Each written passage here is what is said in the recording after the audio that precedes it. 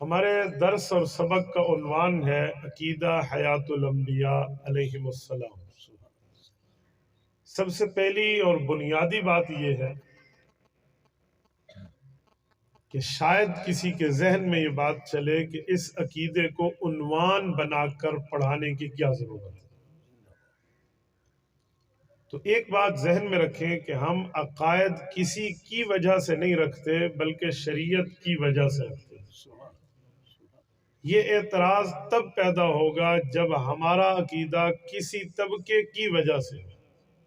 جب ہم عقیدہ شریعت کا حصہ سمجھتے ہیں، مذہب کا حصہ سمجھتے ہیں، ایمان کا حصہ سمجھتے ہیں اور اسے مسئلہ بھی نہیں عقیدہ سمجھتے ہیں تو پھر اسے پڑھنا بھی چاہیے، پڑھانا بھی چاہیے۔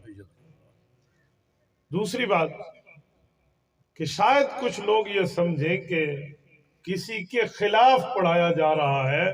بابا ہم اپنے مذہب کے دلائل پڑھا رہے ہیں۔ میں کسی اکے دکے کو اتنی ترجیح نہیں دیتا کہ ان کے خلاف سبق کا عنوان رکھیں۔ ہم مسلمان ہیں، ہم اہل سنت والجماعت ہیں، ہم احناف دیوبند ہیں، ہمارا نظریہ ہے، ہم اپنے نظریے پر دلائل پڑھتے اور پڑھاتے ہیں۔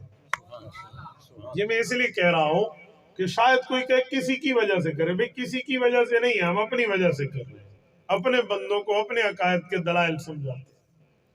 دیکھیں عقیدہ ختم نبوت ہم مانتے ہیں، ہم قادیانیوں کی ضد میں نہیں مانتے، نہ ہم قادیانیوں کے بغض میں مانتے، نہ قادیانیوں کی وجہ سے مانتے، بلکہ قادیانی آج کی پیداوار ہیں۔ ہم عقیدہ ختم نبوت شریعت میں روز اول سے مانتے ہیں۔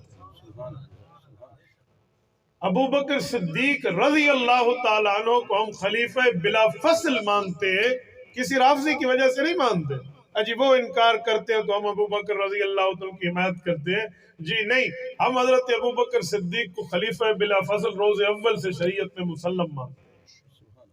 تو عقیدے کسی کی وجہ سے نہیں ہوتے۔ یہ اسی لیے میں آپ کے ذہن سے بات نکال رہا ہوں کہ بھئی کیوں پڑھا رہے ہیں، موجودہ دور میں اس کا فائدہ۔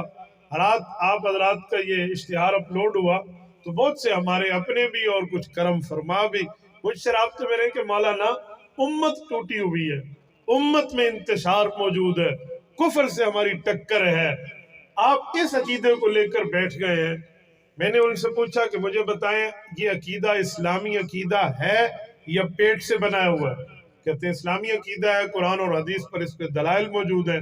تو میں ان کا پھر قرآن اور حدیث کے کچھ مسئلے کو چھپانا چاہیے اور کچھ کو بتانا چاہیے۔ یہ ترتیب اہل سنت والجماعت کی نہیں ہے، یہ ترتیب ہماری نہیں ہے جو آپ مجھے سکھا رہے ہیں۔ جی امت ٹوٹی ہو تو بھائی میں امت کو جوڑ رہا ہوں کہ آؤ اپنے پاک پیغمبر کی تمام صفات کے ساتھ جڑ جاؤ۔ میں کہاں توڑ رہا ہوں؟ میں تو کوئی توڑ پیدا نہیں کر رہا، میں تو جوڑ پیدا کر رہا ہوں۔ اور سنیں جب ہمارے اکابر، ہمارے بزرگ محدثین، مفسرین، فقہا، اولیاء، علماء، اتقیاء جتنے بزرگ ہیں ان سب نے اس عقیدہ اور نظریہ کی تعلیم دی ہے، اس پر کتب لکھی ہیں، اس پر دلائل قائم فرمائے ہیں۔ تو پھر اس کے بعد آپ یہ مجھے کہیں کہ آپ یہ بات کیوں بتا رہے ہیں؟ بھائی میں تو اپنے بزرگوں پر اعتماد کو پھیلا رہا ہوں، یہ جوڑ ہوتا ہے، توڑ نہیں ہوتا۔ اور ایک بات میں مزید آپ سے کہوں، عقیدہ حیات الانبیاء وہ عشقی عقیدہ ہے جس کا تعلق ڈائریکٹ ذات رسالت سے۔